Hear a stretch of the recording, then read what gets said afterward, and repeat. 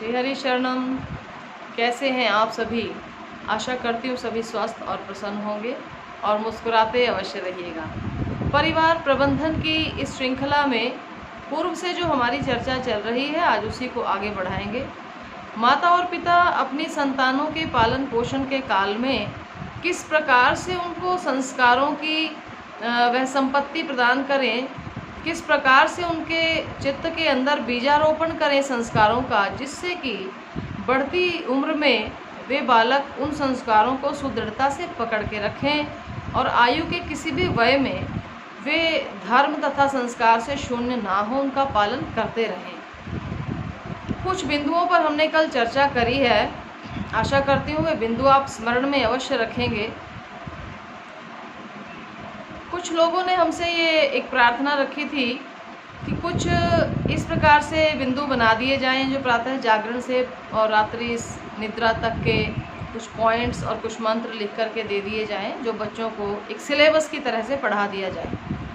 और बहुत सी धार्मिक संस्थाओं ने इसके प्रयास को किया भी है और मैं भूरी भूरी प्रशंसा करती हूँ कि जिन लोगों ने विशाल और विराट इस वैदिक सनातन हिंदू फिलॉसफी में से उन बिंदुओं को निकाल करके और एक लाइन बना ली है, एक क्रम बनाया है कि किस प्रकार से बालकों को वे क्रमबद्ध कार्यों को करने के लिए हम एक साधारण रूप से प्रेरित कर सकते हैं। परंतु फिर भी मेरा ये कहना है कि यदि इस प्रकार एक सिलेबस के रूप में हम उन्हीं बिंदुओं पर ही केंद्रित करते रहेंगे तो वो एक आदत अवश्य बन जाएगी, परंतु फिर भी माता पिता को अनिवार्यता है उसके गुण रहस्यों को जानना भी परम आवश्यक है। हम यदि बेसिक फिलॉसफी को समझ लें कि किन किन चीज़ों से मनुष्य का जुड़ाव होना चाहिए, जब मनुष्य का जन्म हुआ है तो किन किन बातों के साथ वह संबद्ध होना चाहिए जिससे वह स्वस्थ रह सके, आनंद से रह सके और यह पृथ्वी के अंदर संपूर्ण मानवता शांति, प्रेम और सौहार्द के साथ जीवन यापन करे। तो इसी श्रृंखला में हम लोग चर्चा कर रहे थे कि प्रकृति के साथ मनुष्य को अपना जीवन जीना चाहिए, अर्थात प्रकृति की कुछ एक ऐसी गतिविधियां हैं जिन्हें हम आत्मसात करें, प्रकृतिमय होकर के हम अपना जीवन जिएं। सर्वप्रथम जो है सूर्योदय और सूर्योदय से पूर्व ही जाग करके हम लोग अपने इस दैनिक कर्म को प्रारंभ करें, ये सदा से ही हमारे जीवन काल का एक प्रमुख अंग रही है। आज मैं चर्चा करूंगी उन बालकों की जो बालक बहुत प्रयासपूर्वक जगाने पर भी नहीं जाग पाते हैं।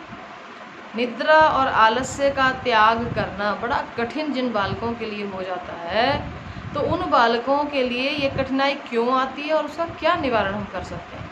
मैं आपको एक छोटी सी घटना सुनाती हूँ। जिस समय भगवान श्री राम और लक्ष्मण गुरुकुल से पढ़ के अपने पिता के घर में लौट के आए थे, तो उस समय यह बात बड़ी प्रसिद्ध हुई कि श्री राम और लक्ष्मण ने धनुर्विद्या का संपूर्ण अध्ययन कर लिया है और वे बड़े ही प्रकांड जो हैं योद्धा बन चुके हैं। तो ऐसे समय में राक्षसों के द्वारा पीड़ित होने पर विश्वामित्र नाम के एक ऋषि वे सोचते हैं कि यदि मैं इन दोनों बालकों राम और लक्ष्मण को ले आऊं तो मैं यज्ञ करता रहूं और वे हमारे यज्ञ की रक्षा जो है ये दोनों बालक कर सकते हैं और जो राक्षस आकर के हमारे यज्ञ को विध्वंस करते हैं उनका वध कर डालेंगे। तो इस इच्छा से विश्वामित्र जाते हैं और महाराज दशरथ से थोड़ी सी आनाकानी के बाद वो बालकों को लेकर के आ जाते हैं।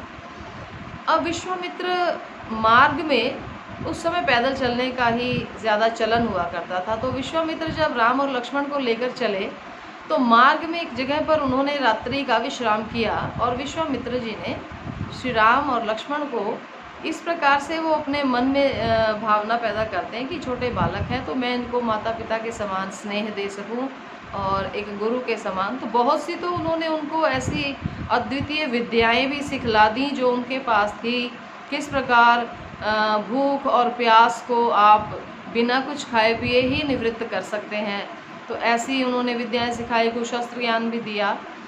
तो बात यह है कि प्रातःकाल अगले दिन जब पहली रात्रि विश्वामित्र जी के साथ श्री राम जी ने निवास किया है और पहला जो उनका प्रातः उत्थान का जो कार्य था, उस समय विश्वामित्र जी सूर्योदय से पूर्व ही जाग गए और वे अपने बगल में ही सोए हुए श्री रामचंद्र के उस मुख चंद्र का दर्शन करते हैं और उनको जगाने के लिए वे जैसे ही उनका हाथ बढ़ता है या वे प्रेरित होते हैं तो एकाएक उनकी वाणी जो है ना वो रुक जाती है। वे सोचते हैं कि कहीं ऐसा ना हो कि एकाएक जगाने से घबरा जाएं भगवान, तो वे सोचते हैं कि कैसे इनको मैं जगाऊं और कौन सा ऐसा मैं प्रयोग करूं कि जिससे ये एक ही शब्द को सुनते ही, एक शब्द सुनने मात्र से ये तुरंत जाग जाएं। तो विश्वामित्र जी ने वहाँ पर किसी धर्मशास्त्र की या किसी इस प्रकार की व्याख्या को नहीं किया। वहाँ बड़ी मज़ेदार ये घटना है और बड़ी अर्थपूर्ण घटना है और बड़ी ज़बरदस्त सीख लेने वाली ये बात है। विश्वामित्र जी ने जो पहला शब्द अपने मुख से उच्चारण किया वह शब्द था श्री राम की माता माँ कौशल्या के नाम का उच्चारण किया। कौसल्या सुप्रजा राम पूर्वा संध्या प्रवर्तते उत्तिष्ठ नर शार्दूल कर्तव्यम कर्म आहनिकम। अर्थात हे कौसल्या नंदन श्री राम, आप जागृत हों, आप जागें। खैर ये श्लोक जो है उन्होंने पढ़ा तो कौशल्या नंदन राम आप जागें। यहाँ दो भाव हैं। एक तो ये है कि कौशल्या का नाम श्रवण होते ही भगवान मेरी माँ जाग गई होंगी, इस भाव से जाग गए। क्यों? क्योंकि उनकी माँ जो है वो कभी भी सूर्योदय के समय पर सोती नहीं थी, वो उससे पूर्व ही जागृत हो जाया करती थी। तो जिन बालकों की माताएं स्वयं सूर्योदय के समय जाग जाती हैं, जागृत अवस्था में हो जाती हैं और उनको निद्रा का त्याग करना कठिन कार्य नहीं लगता, तो उनकी संतानों को भी आप याद रखिए, निद्रा त्यागना कभी कठिन नहीं लगेगा। तो ये बात जितनी वार्तालाप में सरल है, व्यवहार में उतनी ही कठिन हो सकती है। जिन माताओं को संतानों की प्राप्ति हो चुकी है, अब वे अपने जीवन को इस प्रकार से ढाल लें कि वो प्रकृति के साथ स्वयं अपना संबंध स्थापित करें और माँ के साथ उसकी जो संतान है वो स्वयं स्वतः ही बड़े ही साधारणतया बड़ी आसानी के साथ उस कार्य को करने लग जाया करती हैं। जिस काल में गर्भ में बालक था, उस काल में यदि माता सूर्योदय से पूर्व जागती रही अवश्य में बालक जागेगा। तो ये मैंने आपको एक उदाहरण दिया है कि किस प्रकार से हम अपने बालकों में यह संस्कार डालेंगे। यदि घर में अन्य कोई एक व्यक्ति भी सोया रहता है तो बालक को एक उससे सहारा मिल जाता कि हमें भी सोना चाहिए। तो इसलिए बालक के जीवन के अंदर अच्छे संस्कार स्थापित करने के लिए माता पिता अभिभावकों को पहले स्वयं अपना जीवन भी परिवर्तित करना पड़ता है। अब आते हैं कल हमने 3 बिंदुओं पर चर्चा करी थी। आज चौथी जो बिंदु है उस पर बड़ी जो है एक बड़े विस्तार के साथ कह लीजिए या बड़ी लगन के साथ कह लीजिए, इस बात पर हमने पूर्ण ध्यान देना है। जो चौथा हमारा बिंदु है, चौथा बिंदु है कि हमें बालक के जीवन के अंदर सत्य निष्ठा को स्थापित करना है।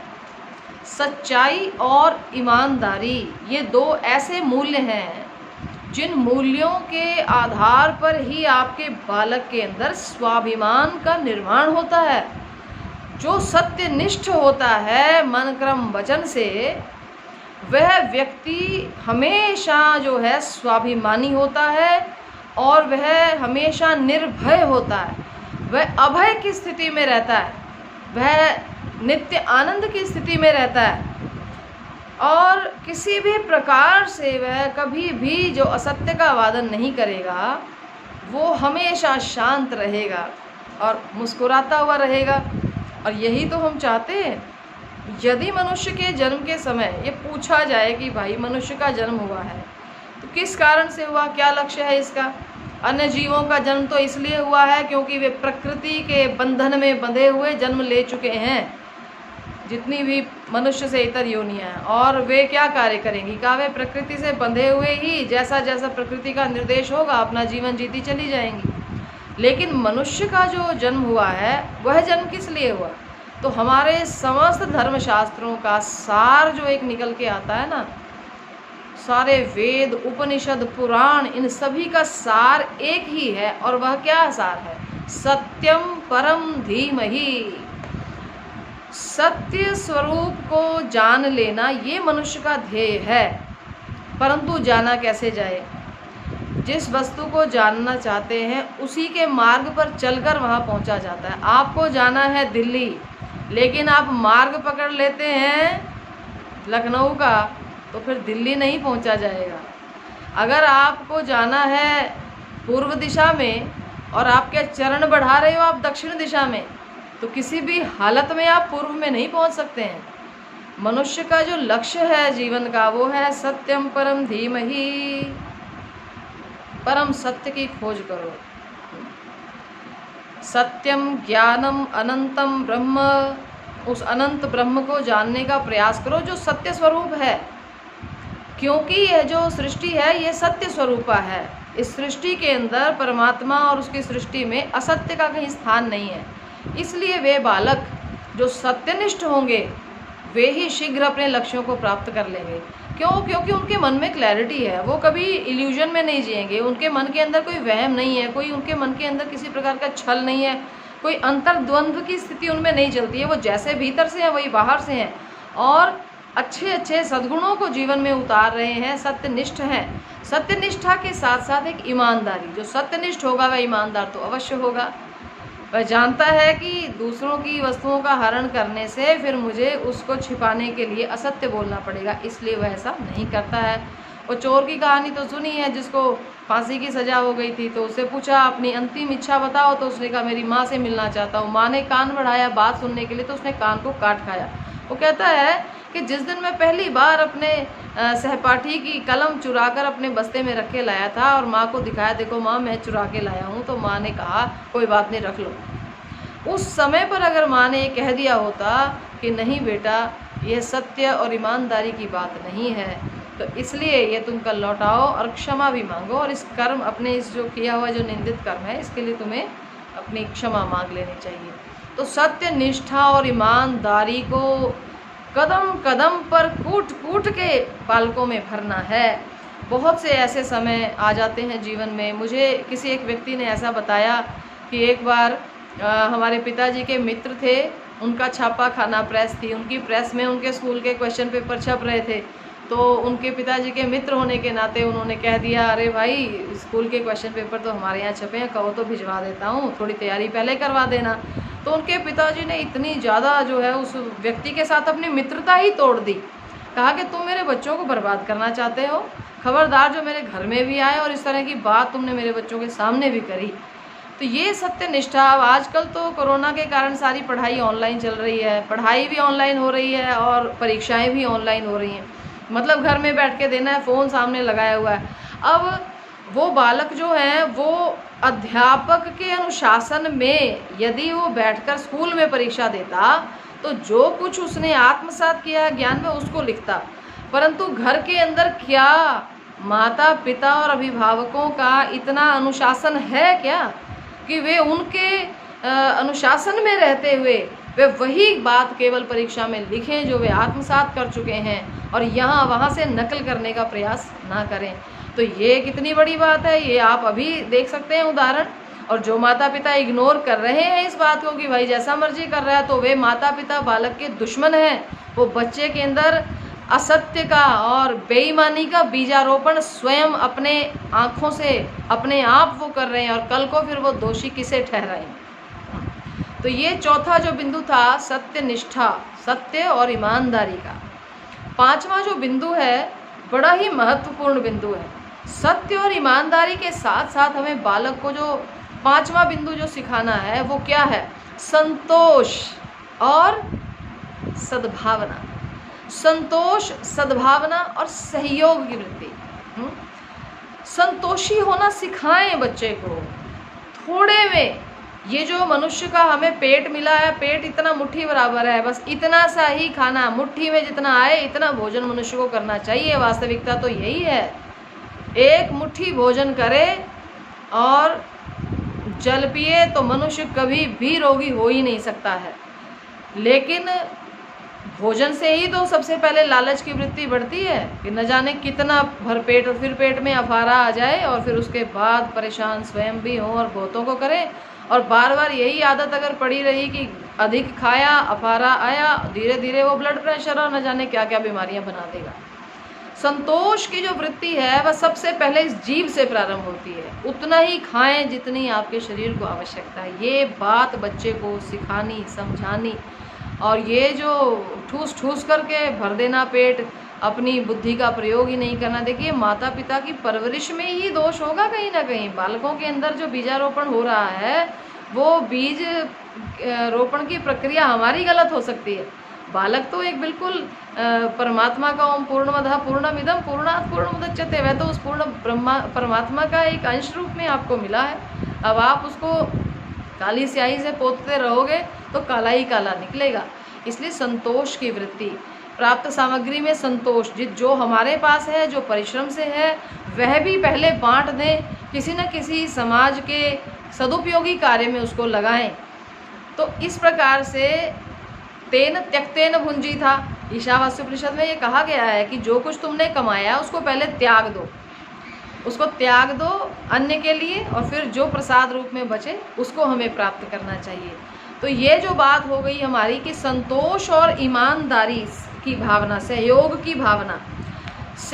की भावना परम अनिवार्य है। जो संतोषी व्यक्ति होता है, जो त्याग की भावना रखता है, वह सहयोग भी करेगा ना। दूसरे का सहयोग करो और जितना बचे उसको स्वयं भी पालो। अपने भोजन में से आप पहले दूसरे को शेयर करना सिखाइए।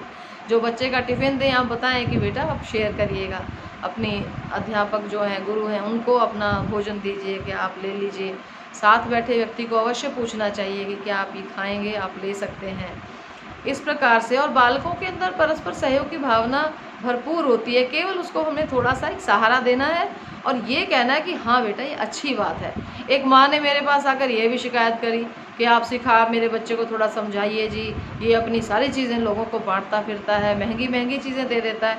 तो हमने कहा भाई, ये महंगा और सस्ता की जो परिकल्पना है ना, ये तो आपके दिमाग में है, क्योंकि आप धन की दृष्टि रखते हो। अब उस बालक को तो केवल जो है वो दूसरे की पीड़ा दिखती है, तो वो सोचता है इसके पास जूते नहीं है, मेरे पास 2 हैं, चलो तुम्हें जो आता है दोनों में से वो ले लो। अब जो उसके पैरों में आया, यदि वो महंगा था तो, लेकिन उस बालक के लिए तो उसकी धन की कीमत नहीं है। वो केवल ये जानता है कि मेरे पास 2 हैं, मुझे 1 इसको दे देना चाहिए। तो यदि इस प्रकार से कुछ होता है, हमें बालकों को ऐसी भावनाओं के लिए शाबाशी देनी चाहिए, ना कि उनको रोकना चाहिए। और तीसरी अब छठा जो हमारा बिंदु आ गया, छठा बिंदु बहुत ही महत्वपूर्ण बिंदु है। ये सारी बातें तो ठीक है, हम सब कुछ सिखा लेंगे, लेकिन बालक को परिश्रमी होना सिखाना चाहिए। खूब परिश्रम करना, आलस्य का त्याग करना, खूब परिश्रम करना, और कर्तव्य निष्ठा, ये मेरा कर्तव्य है, मुझे करना ही चाहिए, इस भावना के साथ कर्म को करना। ये कर्तव्य निष्ठा की जो भावना है, ये बालक में हमें कूट कूट कर भरनी है। अब माता पिता स्वयं भी जो हैं जाकर के अपने परिश्रम में लग जाते हैं। प्रातःकाल जो भी कार्य आप करें, बालकों को उस कार्य में साथ संलग्न करें, सिखाएं उनको। देखिए, पहले तो बाल्यकाल में बच्चा जो है ना, वो कौतुक और आश्चर्य में हर काम के अंदर जाकर के वो सोचता है, वो केवल उसकी जानकारी के लिए।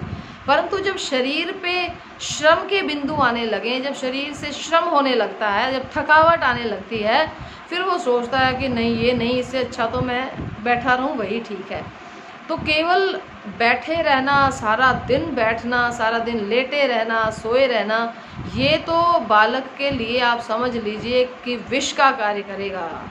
जिस बालक को कर्म करने की प्रेरणा भीतर से नहीं रहती, हर समय चलायमान रहना, हर समय कर्तव्यनिष्ठ रहना, मैं कुछ करूं, अब ये नहीं तो कुछ करूं, कुछ ना कुछ प्रोडक्टिव कार्य बच्चे के लिए निर्मित हमें करना है।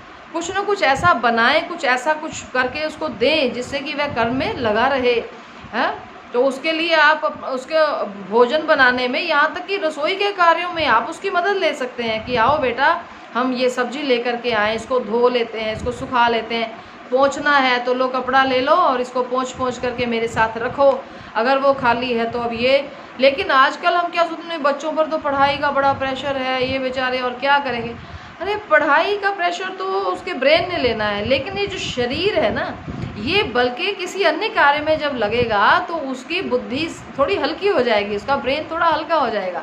इसलिए घर के प्रत्येक कार्य के प्रति सम्मान की भावना, घर में आने वाली, मान लीजिए एक दिन कार्य करने वाली जो आपकी सहयोगी है वो आपके पास नहीं आ पाती है और घर की सफाई आपको करनी पड़े, तो आप उस बच्चे को सफाई के कार्य में ज़रूर लगाएं और उसको सम्मान करना सिखाएं कि देखो बेटा, ये माताजी हमारे घर के कार्य में हमारी मदद करती हैं, आज वे नहीं आई क्योंकि उनको कोई मजबूरी है।